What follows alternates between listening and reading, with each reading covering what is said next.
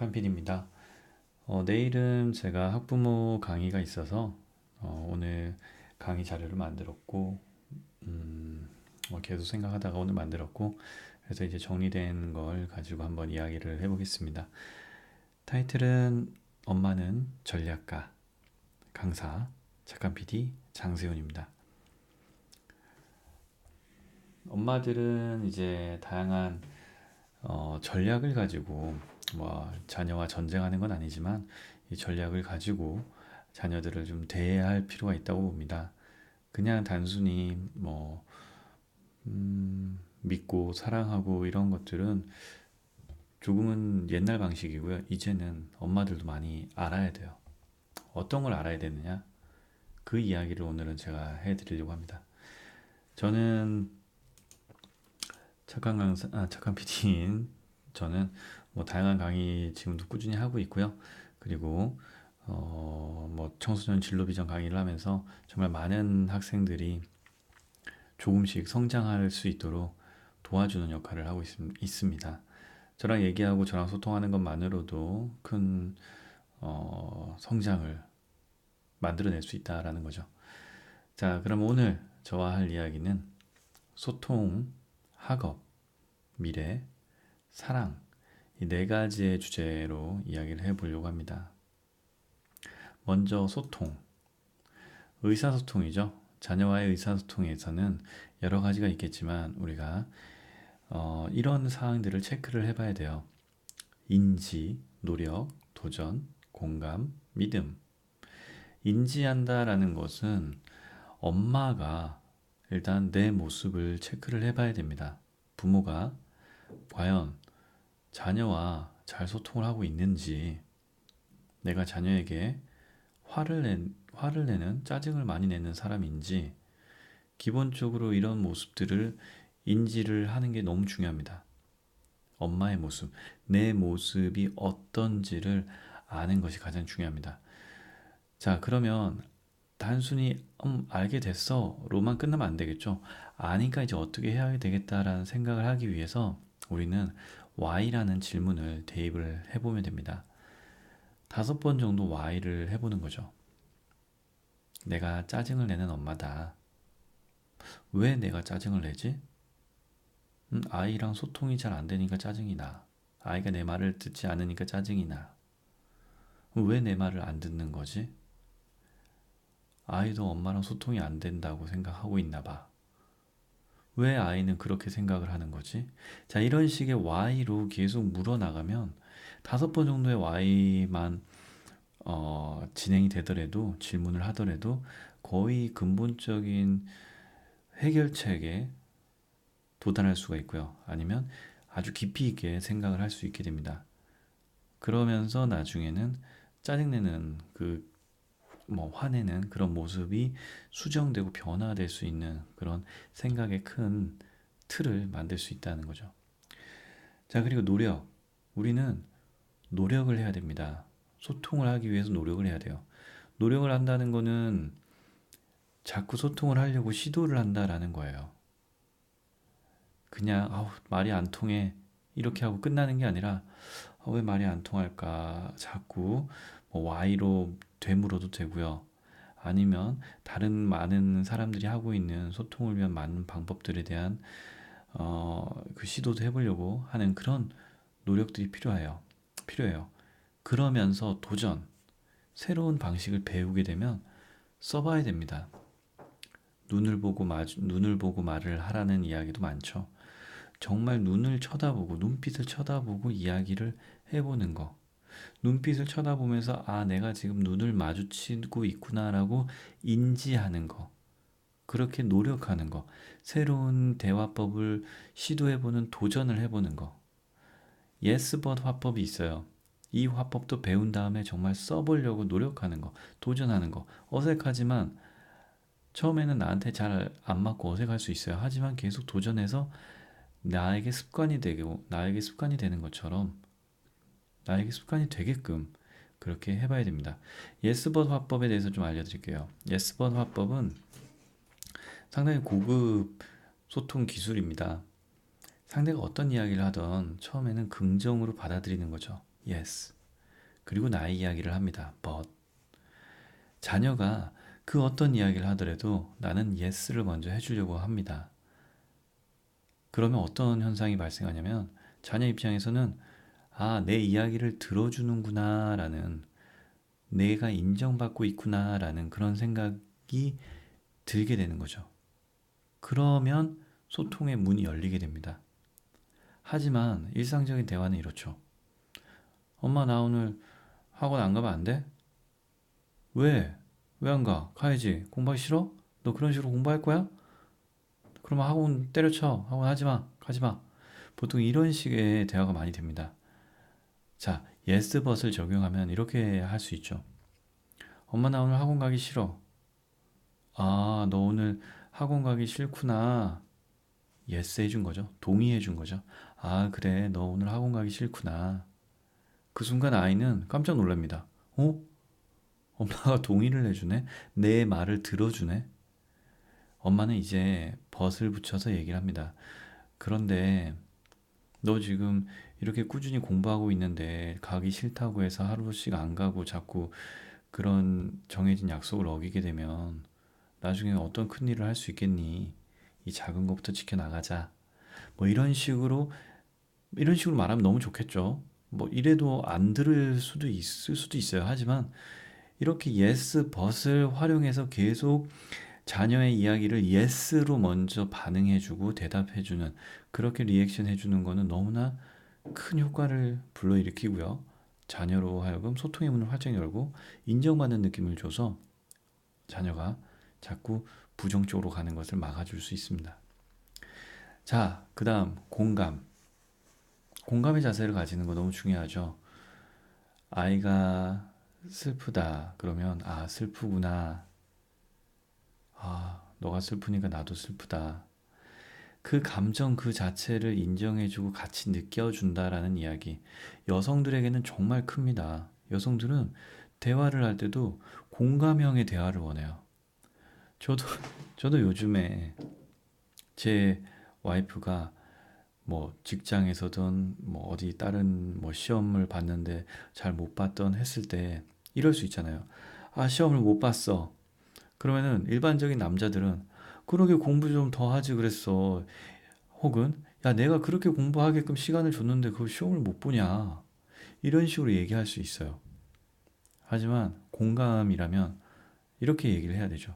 아, 나 정말 시험을 못 봤어. 아, 시험을 못 봤구나. 어떡해. 이 정도의 공감.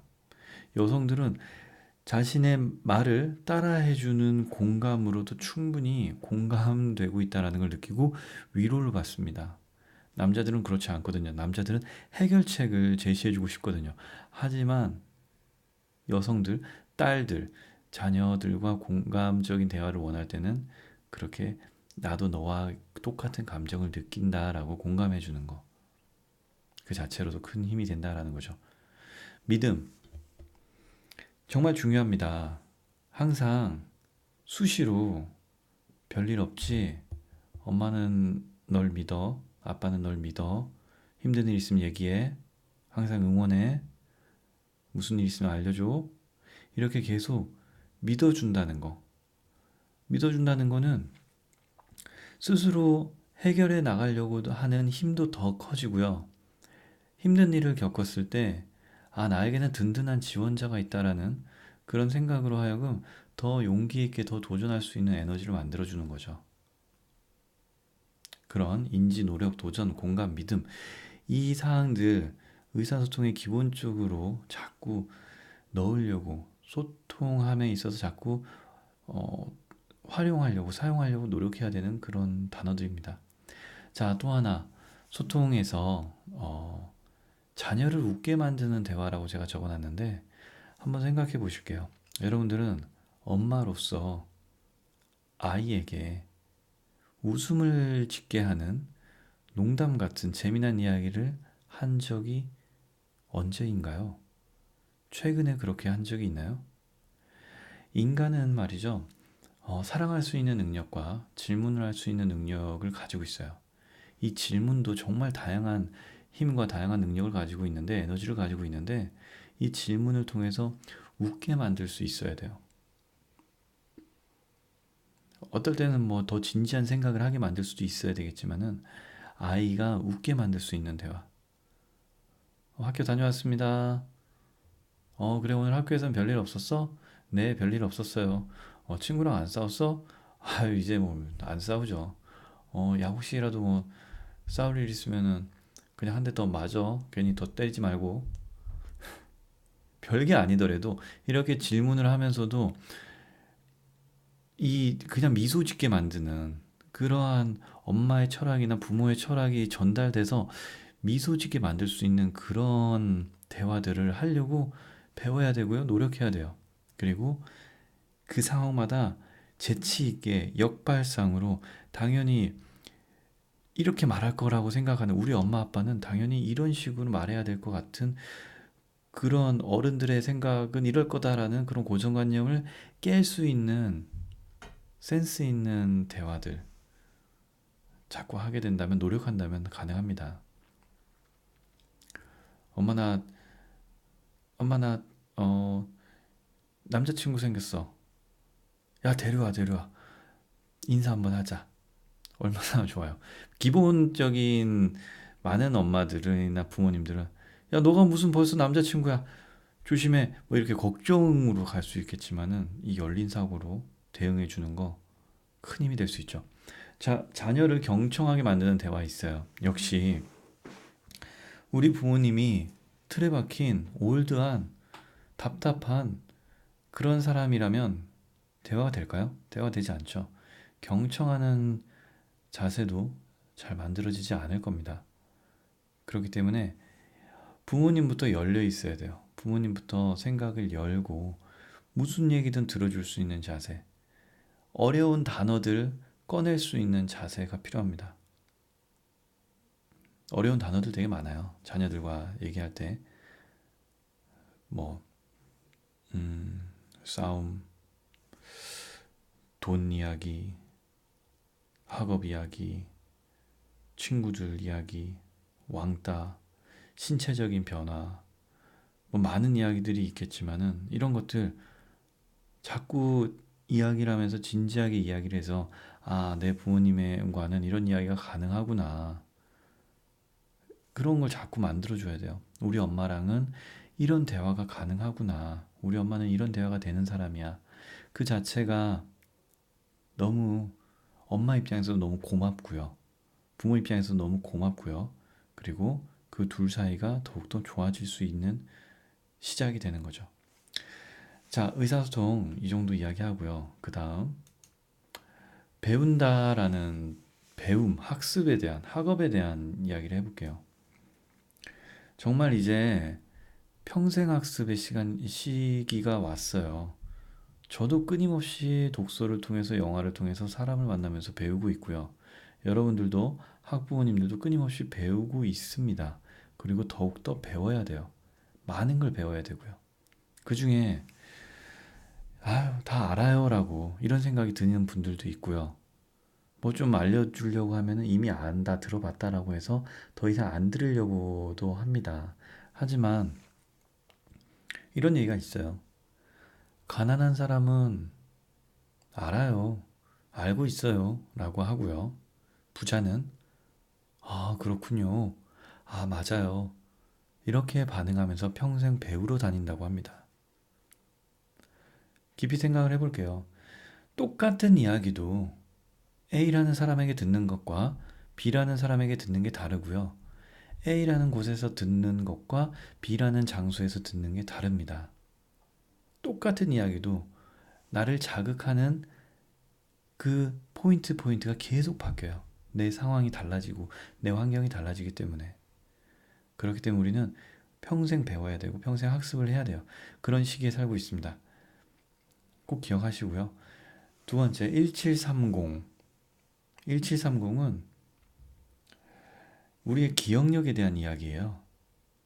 하루가 지나면, 한 시간이 지나면 50% 정도가 잊혀집니다. 50% 정도가 잊혀져요. 그렇기 때문에 하루가 지나면 얼마나 많이 잊혀지겠어요. 그렇기 때문에 어떠한 내가 공부를 하거나 배워야 하는 포인트들이 있으면 한번 접하면 1. 하루가 지난 후에 다시 한번 봐줘라. 그리고 7. 7일이 지난 후에 한 번 더 봐줘라. 30. 30일이 지난 후에 한 번 더 볼 수 있다면 이건 정말 오래가는 장기 기억으로 들어가게 된다라는 거예요. 그래서 1730이라는 이야기가 있는데 이 이야기는 공부를 좀 한다고 하는 그런 지역에서는 많이 언급이 돼가지고 학생들이 복습을 되도록이면 중요한 과목이나 중요한 것들에 대한 복습은 이 1730에 대해서 1730 법칙에 맞춰서 하려고 상당히 스케줄을 짜고 계획표를 짜면서 학습을 한다고 합니다. 자녀들이 엄마 난 정말 안 외워져 이런 고민을 얘기한다는 것 자체가 성공적이고요. 성공적인 관계고요. 그렇게 이야기가 왔을 때 엄마는 배웠으니까 1730이라는 걸 배웠기 때문에 이야기를 해줘야 돼요. 1730이라는 이야기 법칙이 있어. 하루 후에 꼭 안 외워지는 거는 하루 후에 보고 7일 후에 보고 30일 후에 보려고 한번 시도를 해보자. 그러면 외워진단다. 그런 거죠. 이해되시죠? 자, 그 다음 메타인지라는 게 있습니다. 제가 인지라는 거는 아까도 얘기를 드렸던 것처럼 저는 많은 강의를 하면서 많은 사람들을 만나고 얘기를 하면서 정말 중요하다고 생각되는 거 계속 강조하는 것 중에 하나가 인지예요, 인지. 인지하는 거. 내 마음의 상태를 인지하는 거. 내가 보고 있는데도 못 보는 거가 있어요. 내가 이 말은 설거지통에 공용으로 쓰고 있는 곳에 내가 관리를 하고 있는데 컵이 씻겨져 있는데 주변에 손자국이 묻어져 있어서 잘 안 씻겨져 있어요. 그게 눈에 보이는 거죠. 근데 그걸 가지고 그렇구나 하면 보이는데 보고 있지 않은 거예요. 내가 이거를 인지해가지고 저게 손자국이 묻었다. 그럼 어떻게 한다? 씻어야겠다. 내가 씻어야겠다. 혹은 씻으라고 해야겠다. 이런 식으로 행동으로 이어져야 돼요. 내가 아는 건다고 해서 끝나는 게 아니라 아는 걸 행동으로 개념으로, 생각으로 다시 한번 강하게 내가 느끼는 거예요. 메타인지라는 게 그런 거죠. 내가 아는지 모르는지를 아는 거. 서울대 학생들은 이렇다고 합니다. 불러놓고 문제를 50문제를 풀어요. 자, 50문제 푸셨어요. 몇 개 맞을 것 같아요? 네, 저는 한 37개 맞을 것 같아요. 채점해보면 거의 37개 맞아요. 내가 아는 것과 모르는 것을 정확히 안다는 거죠. 하지만 일반적인 학생들 불러놓고 50문제 풀게 해요. 몇 개 맞았을 것 같아요? 라고 물어본다면 한 30개 정도 맞았을 것 같은데요. 채점해보잖아요. 40개 맞는 경우도 있고요. 20개 맞는 경우도 있고요. 이게 제대로 내가 예측한 개수가 맞아떨어지질 않는 거예요. 내가 풀면서 이걸 아는 문제다 모르는 문제다 내가 이게 맞았다 틀렸다를 잘 모른다라는 거죠. 이게 메타인지예요. 우리는 그렇게 아는 것과 모르는 것을 정확히 인지를 하려고 노력을 해야 돼요. 어렵습니다, 상당히. 자, 그리고 연상기억. 정말 많은 이야기를 준비를 했어요. 그래서 이야기가 많아요. 계속 집중하세요. 집중하시고 들으세요. 연상기억이라는 거는 연상을 하는 거예요. 우리가 안 외워지는 것들이나 중요한 것들을 외워야 될 필요가 있어요. 저는 예전에 그 개그맨 서경석이라는 분이 이런 얘기를 했어요. 제 마음에 와닿았는데 지금 내가 공부를 하면서 외우고 있는 것들 있죠. 그 외우는 거는 5년 후, 10년 후가 돼도 기억할 수 있게끔 외워버리자라는 걸 목표로 한다는 거예요. 그러려면은 그냥 안 외워지거든요. 정말 머릿속에다가 영화 본 것처럼 큰 틀, 큰 이미지, 큰 많은 연결고리들을 만들어 놓고 외워야 돼요. 그래야지 연상시켜서 외워야지 외워진다는 거예요. frustrate라는 단어가 있어요. 좌절하다라는 뜻이에요.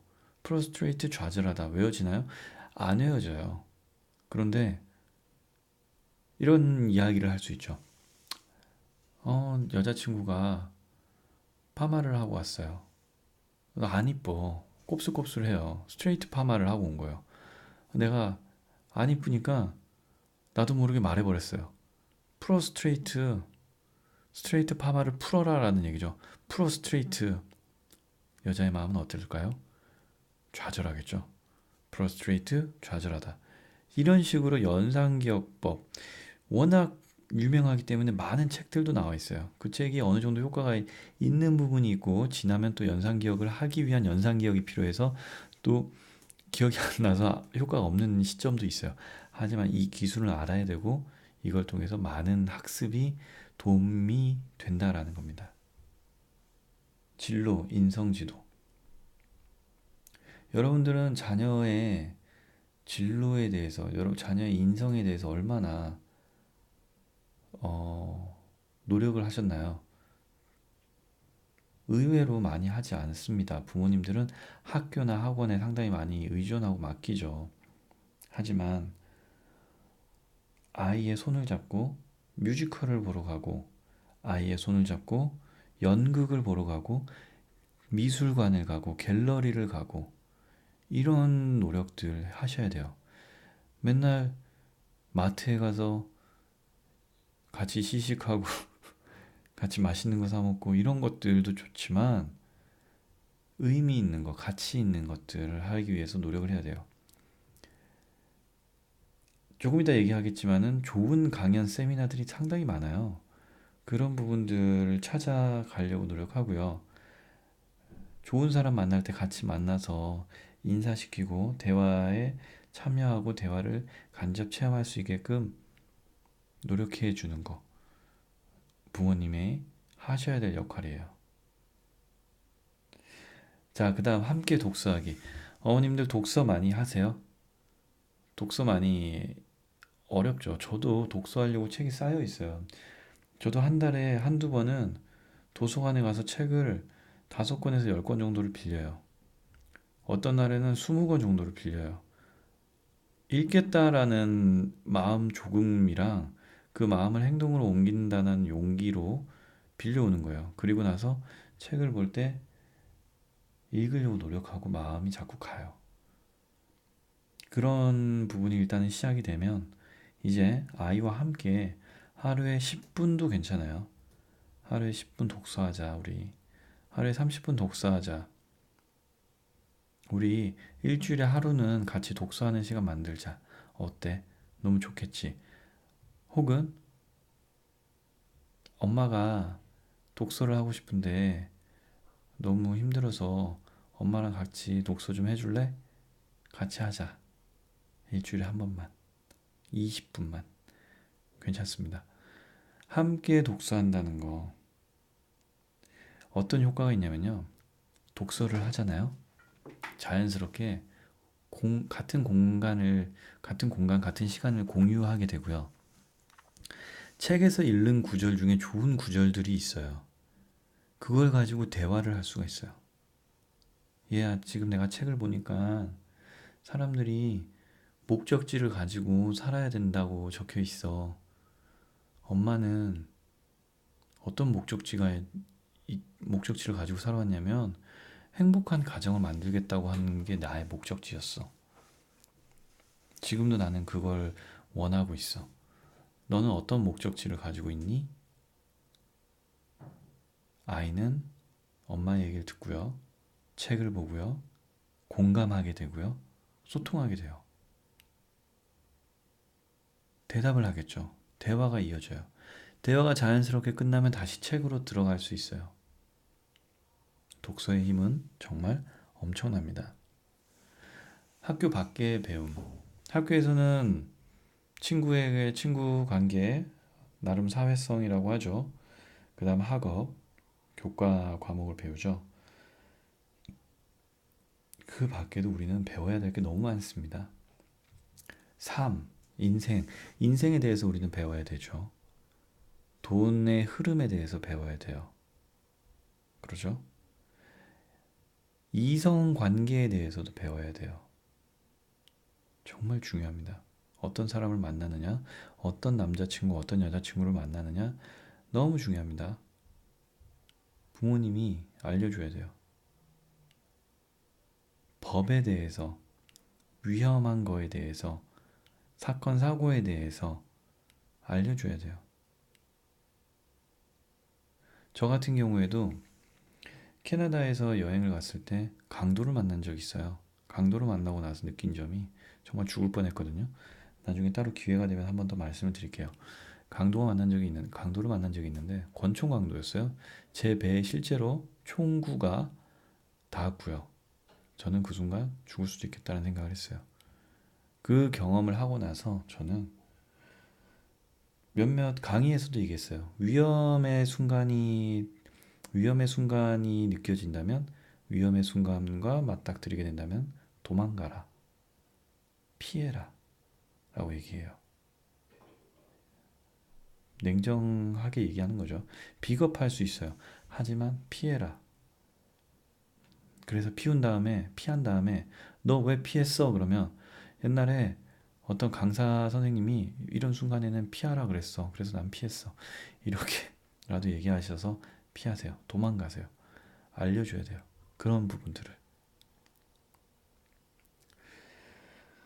너무나 알려줘야 될 게 많습니다.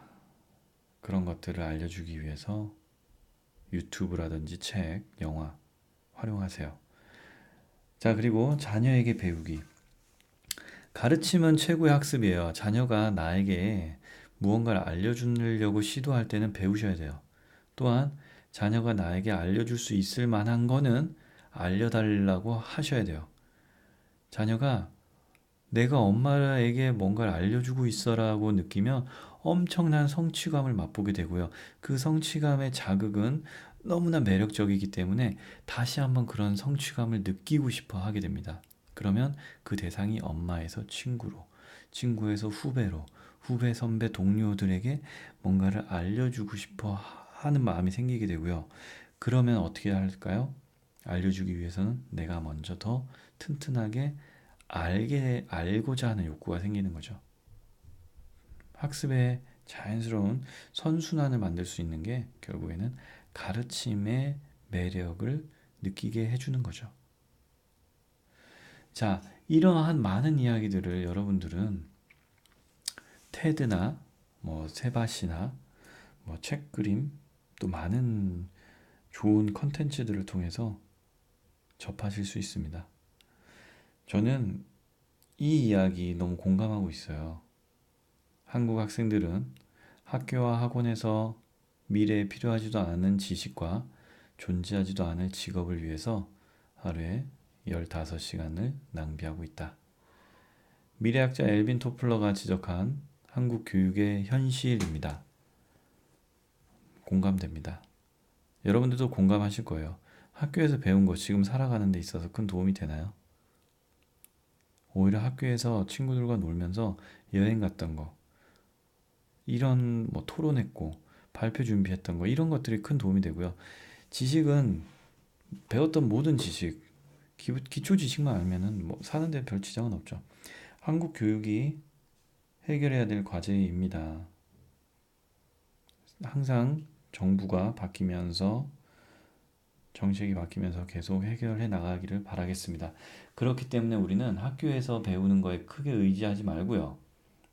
다양한 컨텐츠, 요즘은 세상이 좋아졌기 때문에 다양한 컨텐츠를 통해서 도움받고 성장을 같이 해야 됩니다. 병행 성장을 해야 돼요.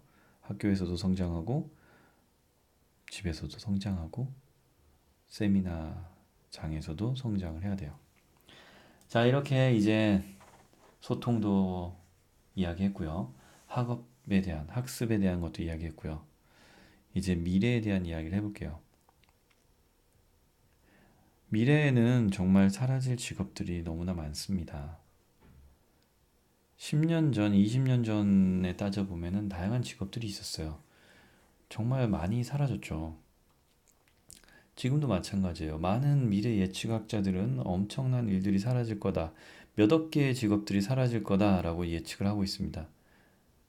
그런데 지금 당장 우리는 어떤 생각을 하고 살죠? 어떤 미래에, 어떤 직업에 대한 고민을 하고 있죠? 별로 안 하고 있어요. 조금 더 살면서 해결해야지라고 자꾸 미래로 미루고 있죠. 이런 걸 해결해 줄 수 있는 게 결국에 앞에서 얘기했던 공부들이고요. 세상을 바라보는 눈을 키워야 되는, 키우고 눈을 떠야 되는 변화에 적응하는 모습들, 이런 걸 통해서 미래에 대비할 수 있다라는 거예요. 변화에 적응한다라는 건 이런 거예요. 옛날에 코닥이라는 회사가 있었죠. 이 회사는 필름 카메라로 상당히 세계적으로 유명했던 회사인데요.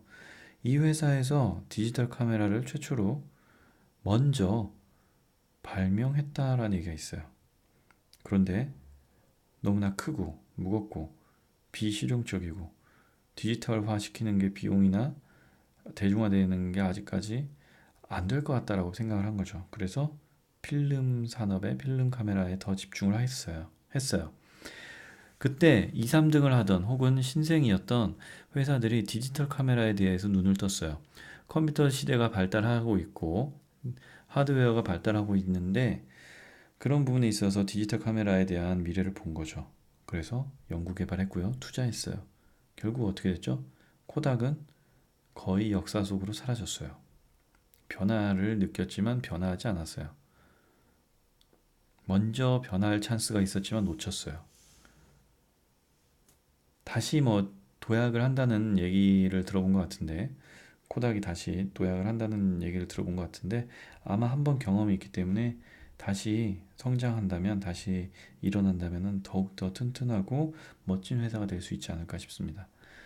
어쨌든 이렇게 변화, 주변에는 엄청난 변화들이 많이 있어요. 오늘 제가 얘기했던 yes but 또 다른 뭐 why 질문 메타인지 이런 것들을 접했으면 정말 변화해서 한번 그래 해보자라는 시도해보자 써보자라는 그런 마음 가지셔야 됩니다. 이게 결국엔 변화에 적응하는 모습이고요. 세상을 바라보는 눈을 뜨는 겁니다. 자, 열린 사고를 가지고 계신가요, 여러분들은? 열린 사고라고 하면 받아들이는 거예요. 받아들이는 거는 새로운 정보를 받아들이기도 하지만 피드백을 잘 소화하는 거예요. 피드백을. 내 행동과 내 결과물에 대해서 사람들이 이야기를 한다면 겸허히 받아들이고 고치고 적용하려고 해야 돼요. 그 안에서는 많은 이유, 원인, 결과가 있겠죠. 하지만 받아들이려고 해야 되고요. 이런 열린 사고를 하기 위해서는 계속 중복되지만 독서, 대화, 간접 경험들을 많이 쌓으시면 상당히 도움이 됩니다. 자, 심상화라고 있습니다. 내 미래, 우리 가족의 미래를 위해서 잘 됐으면 좋겠다 라고 생각만 하는 게 아니에요. 잡지에서, 컴퓨터에서 사진을 출력하세요. 사진을 뽑아서 방에다가 냉장고에다 붙여두세요. 내가 우리 집이 좋은 차를 가지고 싶다면 좋은 차를 문 앞에다 붙이세요. 사진을 뽑아서. 이 차를 맨날 볼 때마다 내 머릿속에서는 이 차를 가지고 싶다. 이 차에 대한 열정과 욕구가 계속 나를 자극하게 돼서요. 나를 성장하게 합니다. 좋은 집을 가지고 싶다면 좋은 집에 대한 이미지를 뽑아서 내 눈에 계속 보일 수 있게끔 컴퓨터 바탕화면, 핸드폰 바탕화면, 냉장고 다 붙여두세요. 이루어집니다. 우리 가족의 미래는 다가오는 게 아니에요. 우리 가족이 단체로 만들어가는 겁니다. 성공적으로 만들어가는 거예요. 성공이라는 거는 꼭 큰 성공만이 성공이 아닙니다. 성공도 습관이 있고요. 성공도 에너지가 있어가지고요. 계속 성공하는 사람들이 성공해요. 그렇기 때문에 작은 성공을 하라는 이야기도 있어요. 작은 성공이라는 건 이런 거예요. 아침에 눈을 뜨고 내가 할 수 있는 일을 정하는 거죠. 어려운 일이 아니에요. 이불을 정리한다. 그래, 나는 매일 아침 눈을 뜨고 일어나면 이불을 정리할 거야. 내가 이불을 정리했다. 그럼 나는 성공한 거예요. 난 아침에 일어나서 시원한 물을 마실 거야. 물을 마셨어요. 그럼 난 성공한 거예요. 어려운 거 아니죠. 나는 7시 이전에 일어날 거야. 일어났어요. 난 성공한 거예요. 어려울 수 있어요. 하지만 성공을 했을 때 나는 성공했다는 걸 느껴요. 그러면 이 성공들이 계속 내 자존감을 올려주고요. 나에게 성공 에너지를 주고요. 이 작은 성공들은 결국엔 큰 문제를 맞닥뜨릴 때 성공을 할 수 있게 만들어줘요. 그렇기 때문에 작은 성공들을 계속 만들고요. 어려운 거 아니라 작은 성공할 수 있는 것을 계속 만들어서 성공하셔야 됩니다. 아시겠죠? 또한 우리는 살면서 목적지가 있어요. 목적지가 있는 삶이 아름답다라고 이야기도 하는데 결국 목적지가 있습니다. 하지만 목적지가 없는 사람도 상당히 많아요. 그렇기 때문에 목적지를 만드셔야 돼요. 이 목적지는 1년의 목적일 수도 있고요. 한 달의 목적일 수도 있어요. 한 달 후, 1년 후, 5년 후, 10년 후에 내 가족의 미래의 목적지를 만드세요. 그리고 적으세요. 그리고 눈에 보이는데 자꾸 말로 하고 보이고 노출되고 접하세요. 돌아갈 수도 있습니다. 천천히 갈 수도 있어요. 빨리 못 가고 그 기간 내에 가지 못할 수도 있어요. 하지만 목적지가 있잖아요. 재미난 거는 목적지에 언젠가는 도착합니다. 정말 도착합니다. 믿고 목적지를 만드세요. 자, 시간 관리에 대한 이야기를 해볼게요. 시간 관리. 시간은 모두에게 똑같이 주어졌습니다. 하지만 모두에게 다른 의미를 가지고 있어요.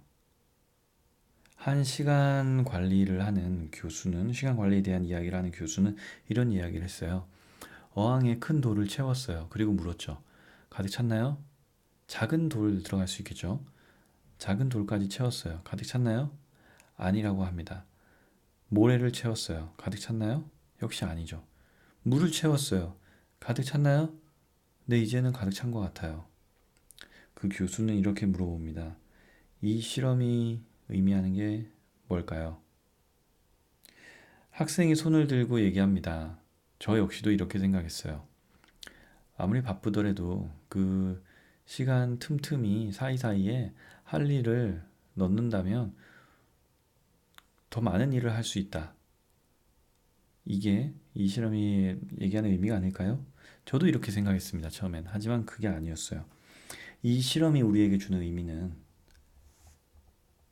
가장 먼저 큰 돌을 넣지 않는다면 다시는 큰 돌을 넣을 수 없다. 라는 이야기였어요. 이해 가시나요? 지금 인생에 있어서 가장 먼저 넣어야 할 큰 돌들이 있어요. 지금 넣지 않으면 평생 넣지 못할 큰 돌. 지금 하지 않으면 평생 하지 못할 큰 돌, 큰 일들이 있어요. 뭘까요? 듣고 계신 분, 뭐 같아요? 저는 추억 만들기, 여행하기, 좀 더 젊을 때 공부하기, 이런 것들이라고 생각해요. 이렇게 내 인생의 시간에 가장 먼저 해야 될 일을 하는 것이 이게 결국엔 올바른 시간 관리가 됩니다. 여러분들도 더 올바른 시간 관리를 하기 위해서 가장 내가 먼저 해야 되는 게 뭘까를 생각하세요. 자, 오늘의 마지막 이야기입니다. 사랑해. 진심으로 사랑해. 진심이라는 게 뭔가 깊이 생각을 해봐야 돼요. 그냥 엄마니까 딸이니까 사랑해라고 하는 사람도 어딘가에 있을 거예요. 하지만 진심으로 사랑해. 모두 다 진심으로 사랑하고 있어요. 사랑하기 때문에 더욱더 보여야 돼요. 더욱더 표출하고 알려주세요. 사랑한다고 말하세요. 사랑한다고 언제 말해보셨어요? 엄마한테, 가족에게, 형제에게, 주변인에게 사랑한다고 언제 말해보셨나요? 수시로 말하세요. 더 늦기 전에 말하세요. 한 번이라도 더 말하세요. 기본적으로 핸드폰에 사랑하는 우리 딸, 사랑하는 딸, 사랑하는 엄마, 사랑하는 아버지 이런 식으로 저장해 놓는 거 시작하세요. 이게 제가 볼 때도 기분 좋고요. 그 가족이 볼 때도 기분이 좋습니다. 그리고 문자로 연락하거나 카톡 할 때 있죠. 그럴 때 또 한 번씩 많이 넣어도 괜찮아요. 이 사랑이라는 말은 자주 해도 좋아요. 그러면 자주 하면 어떻게 되냐면 내가 자주 하는 만큼 사랑이라는 말이 편해지고요. 편해지는 만큼 상대방도 나에게 편하게 사랑해라는 얘기를 할 수 있게 돼요. 내가 어쩌다 한 번씩 사랑해라고 하면은 사랑이라는 말은 너무나 무거워지고요. 그럼 그 무거운 사랑이라는 말은 저에게 오기에도 되게 오래 걸리고 힘들게 옵니다. 내가 먼저 가볍게 만드세요. 문자에 사랑해라는 말, 사랑해 아들, 사랑해 딸, 오늘도 좋은 하루, 사랑해 엄마가 이런 이야기들 수시로 하세요. 상대방을 미소 짓게 만들어줍니다. 자, 그리고 이 사랑이라는 말은 자존감을 높여줘요. 자존감이 높아진다는 거, 자기 존중감. 아, 나 사랑받고 있구나. 난 행복한 사람이야. 나를 사랑해주는 사람이 너무 많아. 이렇게 하는 거는 내 자존감이 너무나 올라가고요. 자존감이 올라간다는 얘기는 상처받았을 때, 힘든 일을 겪었을 때, 이 회복 탄력성이 상당히 좋아진다는 거예요.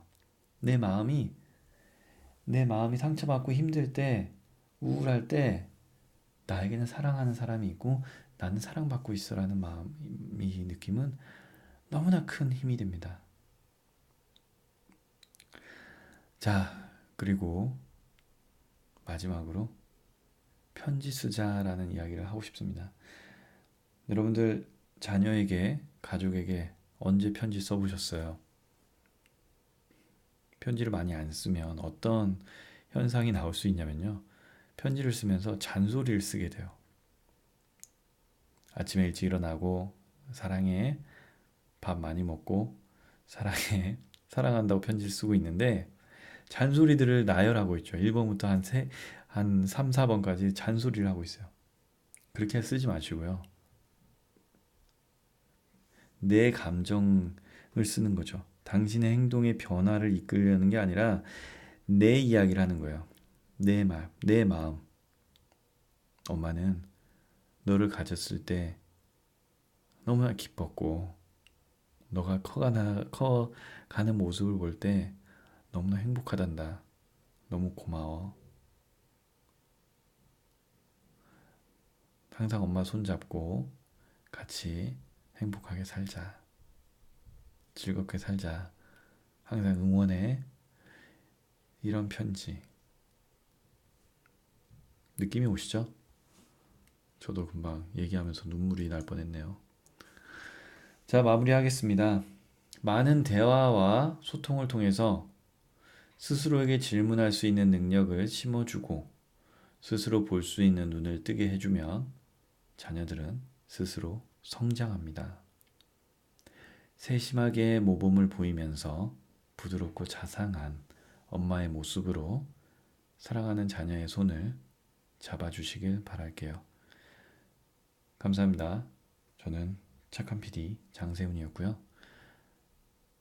내일도 한 40여 분의 학부모님들과 만나서 이런 이야기를 해드릴 건데 또 잘 전달됐으면 좋겠습니다. 그럼 다음에 또 제가 가지고 있는 많은 강의 컨텐츠들이 있는데 한 번씩 이렇게 풀어보도록 하겠습니다. 감사합니다.